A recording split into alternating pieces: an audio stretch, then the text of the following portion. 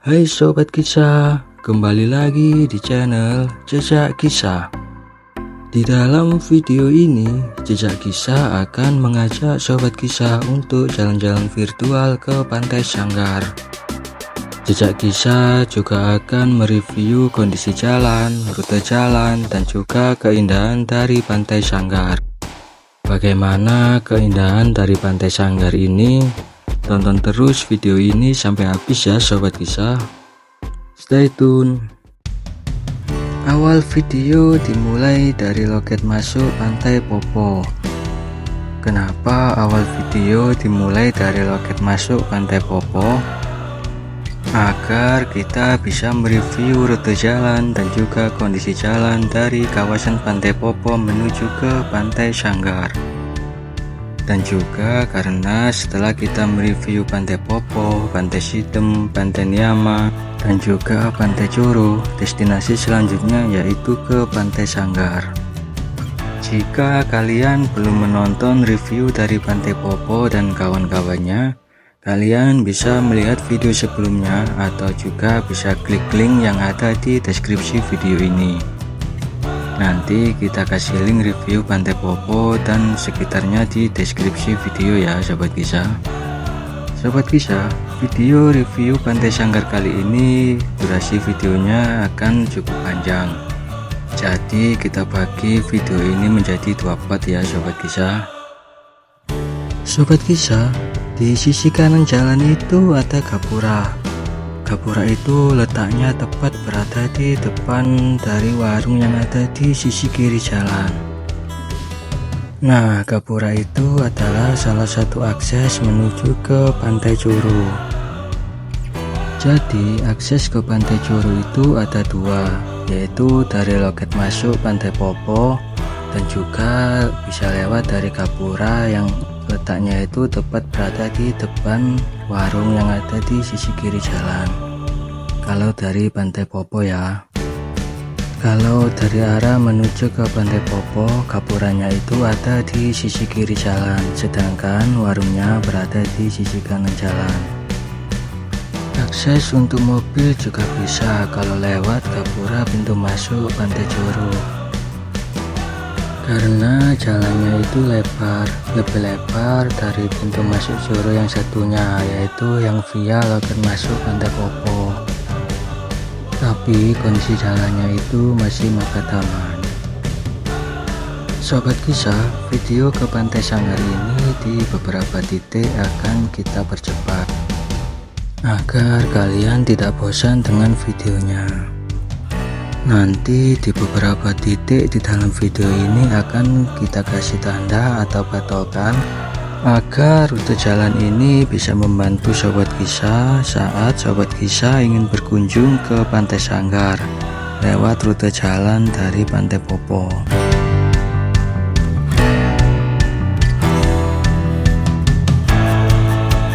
Nah Sobat Kisah, di depan itu ada pertigaan jalan. Kita ambil yang kanan ya, menuju ke Pantai Sanggar. Kalau ke kiri itu ke arah JLS Tulungagung. Untuk review JLS Tulungagung ada di video sebelumnya. Bisa juga cek link di deskripsi video ini. Di JLS Tulungagung sendiri itu sangat unik karena tepat di samping jalannya itu ada air terjunnya. Nah Sobat Kisah, untuk kondisi jalan aspalnya di sini tergolong lumayan bagus. Jalan aspalnya pun juga cukup lebar. Tapi tetap hati-hati ya kalau lewat jalan ini, karena terkadang ada jalan yang berlubang. Sobat Kisah, kalau lewat jalan ini kita akan melewati pasar desa Besole.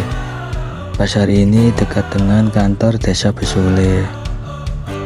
Nah itu tadi adalah pasar desa Besole. Letaknya itu ada di sisi kanan jalan kalau kita dari Pantai Popo atau dari JLS Tulungagung. Kalau kalian ingin belanja keperluan camping, kalian bisa mampir di pasar desa Besole. Pas sampai sini jalan aspalnya itu banyak yang berlubang, jadi hati-hati ya. Tapi setelah Gapura masuk desa Besule, jalan aspalnya sudah kembali lumayan bagus. Di desa ini cukup ramai ya sobat kisah. Mungkin karena desa ini dekat pantai dan juga dekat dengan pasar. Atau bisa juga desa ini ramai karena dilalui oleh JLS Tulungagung. Di desa ini juga ada pom bensin. Jadi kalau kalian ingin ke pantai di JLS Tulungagung, sebaiknya kalian isi full kendaraan kalian di pom bensin ini, karena ini adalah pom bensin terakhir sebelum ke JLS Tulungagung. Nah sobat kisah, di depan itu ada pertigaan jalan. Kita belok kanan ya. Patokan pertigaan jalannya itu sebelum SMA Negeri 1 Campur Darat. Untuk kondisi aspalnya di sini masih sangat bagus. Trek jalannya juga enak, lurus dan belum ada tanjakan. Sobat kisah, sekarang kita sudah berada di Desa Sawo, Kecamatan Campur Darat, Tulungagung. Yang dimana di desa ini ada wisata yang bernama Telaga Buret. Tapi kita tidak ke sana ya, cukup kita kasih patokan saja ke arah Telaga Buretnya. Nah sobat kisah, ini adalah arah menuju ke wisata Telaga Buret. Kita percepat lagi ya videonya agar tidak bosan saat menonton perjalanan menuju ke Pantai Sanggar ini. Nah setelah melewati Telaga Buret tadi, sekarang trek jalannya itu melewati hutan-hutan, yang dimana di sisi kanan dan kirinya itu adalah pepohonan dan juga ada perkebunan warga sekitar. Trek jalan di sini sudah mulai ada tanjakan dan juga berkelok-kelok. Untuk kondisi aspalnya sih lumayan bagus ya sobat kisah. Sedangkan untuk lebar jalannya sudah tidak selebar saat kita sebelum melewati Telaga Buret tadi. Tetap hati-hati ya, karena di sini terkadang ada jalan yang berlubang. Dan lubang jalannya itu tidak begitu terlihat karena tertutup oleh bayangan dari pepohonan di sekitar jalan ini.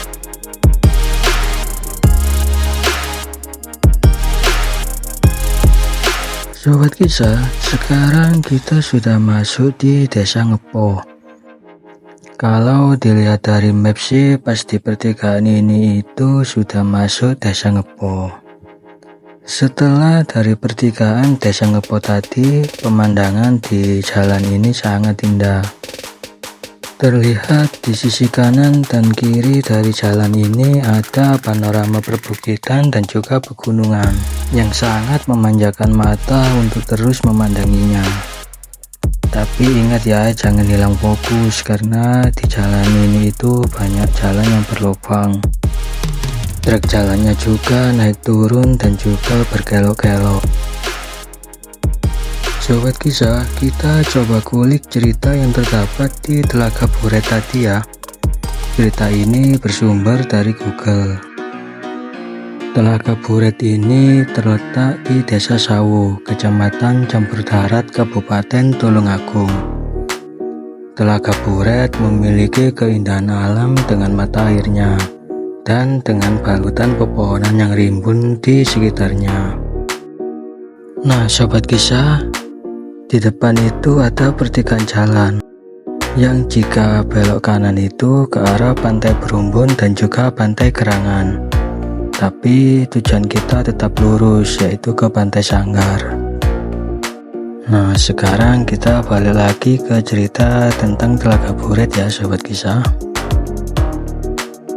Di Telaga Buret itu memang indah, namun dibalik keindahan dan kecantikan telaga ini terdapat banyak kisah mistis dan juga mitos yang diyakini oleh masyarakat setempat. Mitos yang pertama, Telaga Buret ini menjadi bukti sejarah peninggalan dari zaman Majapahit. Kenapa bisa berkaitan dengan kerajaan Majapahit? Karena awal mula munculnya Telaga Buret konon ada serombongan penunggang kuda yang dipimpin Jigang Joyo.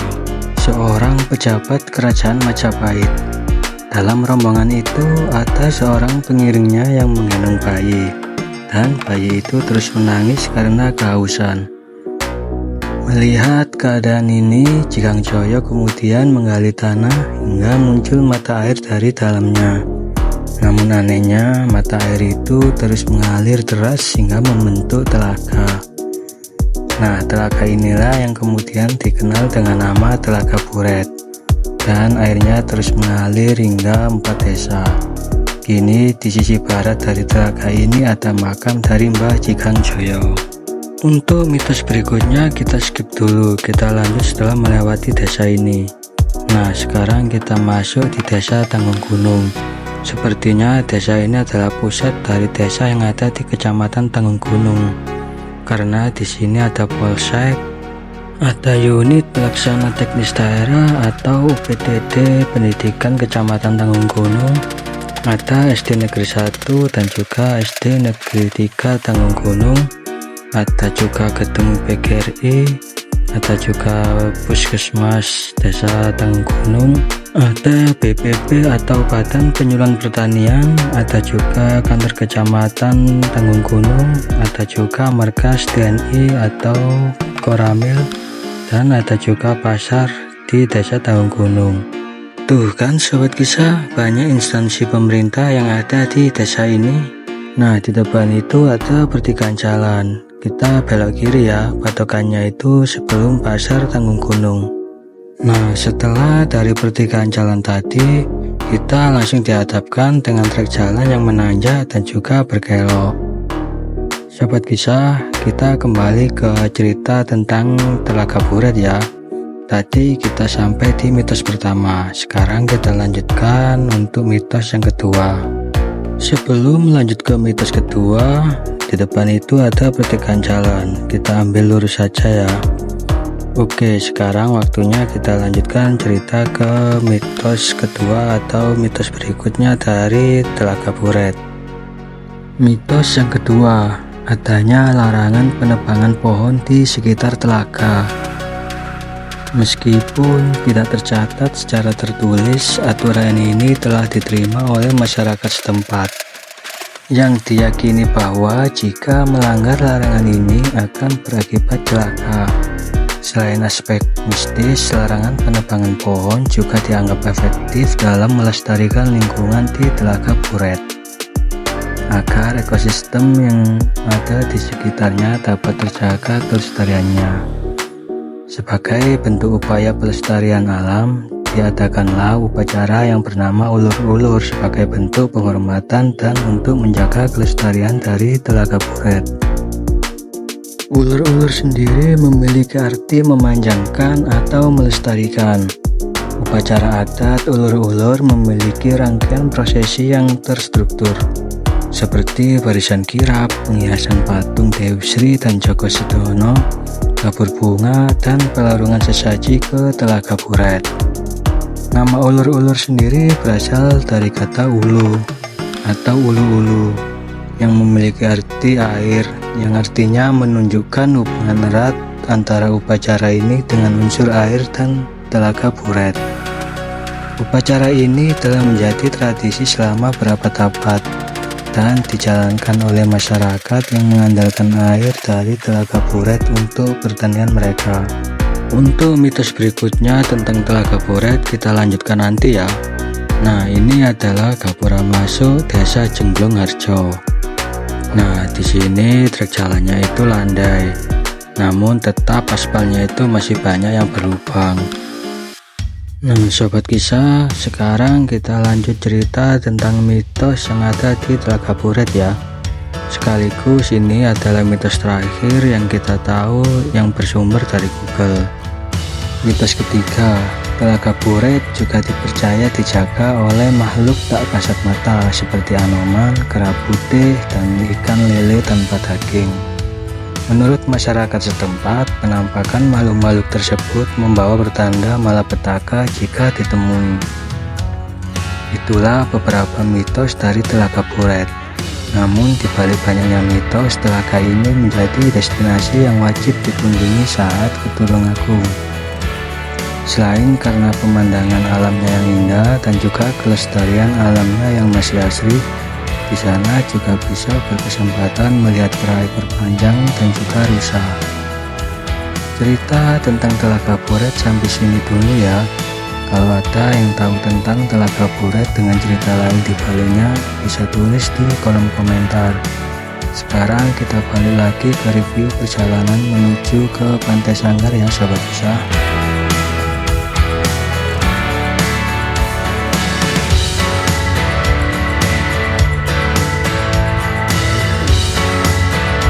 Untuk kondisi aspal jalan di desa Jemblung Harjo ini banyak yang berlubang ya Sobat Kisah. Jadi hati-hati saat berkendara di sini. Nah, di sebelah kanan jalan itu ada balai desa Jemblung Harjo. Sobat Kisah, Pantai Sanggar ini berdekatan dengan Pantai Ngalur dan Pantai Patuk Gebang. Pantai Ngalur ini berada di sebelah timur dari Pantai Sanggar. Dan di sebelah barat dari Pantai Sanggar ini ada Pantai Patuk Gebang. Sobat Kisah, di depan itu ada pertigaan jalan. Tetap lurus saja ya, ikuti jalan utama ini. Sekarang trek jalannya itu naik turun ya, dan masih sama, masih ada jalan yang berlubang. Untuk cuacanya hari ini sangat cerah ya Sobat Kisah. Saking cerahnya sampai terasa lumayan terik. Tapi nggak apa-apa lah cuacanya terik, yang penting cerah biar bisa menikmati dan melihat keindahan di sepanjang jalur dengan jelas.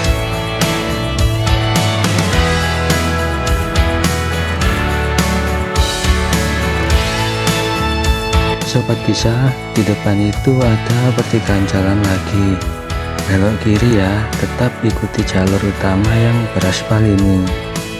Setelah dari belokan tadi, jalan ini memasuki jalur hutan dengan pemandangannya yang sangat indah di sepanjang jalannya.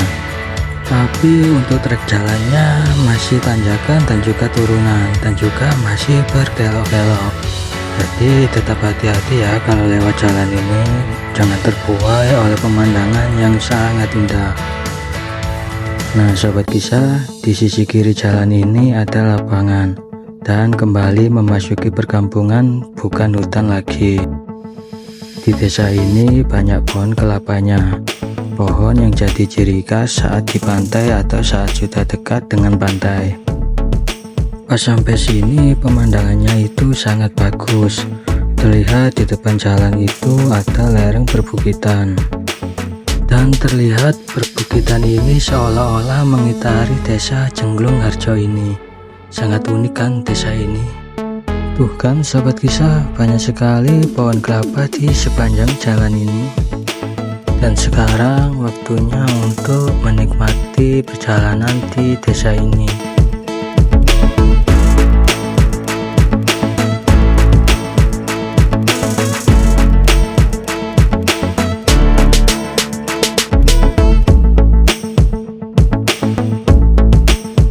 Sobat Kisah, sekarang kita memasuki jalur hutan lagi dengan trek jalan yang masih sama, namun hawanya di sini itu berbeda. Di sini tidak begitu terasa terik, hawanya cukup sejuk di sini. Pemandangan alamnya pun juga semakin jelas terlihat. Nah Sobat Kisah, jalan aspalnya cuma sampai sini saja. Sekarang jalannya itu berubah jalan cor. Namun trek jalan ini sangat unik karena jalan ini dibuat tepat berada di punggungan perbukitan di desa Jemblung Harjo ini. Uniknya lagi, panorama di jalan ini itu adalah perbukitan yang membentang luas di sepanjang jalan ini. Di sisi kanan dan kiri jalan ini pepohonannya tidak begitu rapat, sehingga mata bisa leluasa untuk melihat dan juga menikmati keindahan dari panorama alam yang ada di trek jalan ini. Dari sini juga terlihat bentangan laut, walaupun cuma sebentar ya. Namun tetap hati-hati di trek jalan ini karena trek jalannya itu naik turun, berkelok, dan juga jalan cornya itu tidak lebar. Terkadang jalan cerna itu ada yang sudah agak rusak. Di depan itu ada proyek pembuatan jalan dari jalur lintas selatan di Tulungagung. Nah, sekarang trek jalannya itu menurun dan juga berkelok. Sangat unik ya trek jalan ini. Sobat Kisah, ternyata jalan ini melewati proyek pembuatan jalur lintas selatan. Dan sepertinya di atas jalan ini akan ada jembatan dari jalur lintas selatan. Dan ini adalah jembatan sungai yang dimana sungai ini akan mengalir dan bermuara di Pantai Sain. Sekarang masuk Dusun Ngeloh, Desa Jenglungarjo, dan disambut dengan pepohonan kelapa yang ada di sisi kanan dan kiri dari jalan ini. Nah, Sobat Kisah, di depan itu ada pertigaan jalan. Jangan sampai terlewat ya, karena pertigaan jalan ini langsung menuju ke Pantai Sanggar. Patokan jalannya itu adalah Masjid Al-Ikhlas, karena jalan ini berada tepat di samping masjid ini. Sobat Kisah, semakin dekat dengan pantai, trek jalannya itu semakin menyempit. Nah, Sobat Kisah, di depan itu ada pertigaan jalan. Patokannya itu adalah pertigaan jalan pertama setelah belok dari jalan yang ada di samping Masjid Al-Ikhlas tadi. Nah, pas sampai sini trek jalannya kembali semakin menyempit. Trek jalan ini hanya jalan cor yang kira-kira lebarnya hanya 1 meter dan hanya muat 1 motor saja. Nah, Sobat Kisah, video perjalanan ke Pantai Sanggar sampai sini dulu ya. Karena durasi videonya yang terlalu panjang, jadi kita bagi menjadi 2 part. Di part kedua nanti adalah review lanjutan dari perjalanan ke Pantai Sanggar dengan jalan yang cukup ekstrim dan juga review keindahan dari Pantai Sanggar sendiri. Jadi tunggu video selanjutnya tentang review Pantai Sanggar di part kedua dari channel Jejak Kisah ya Sobat Kisah. Sampai jumpa.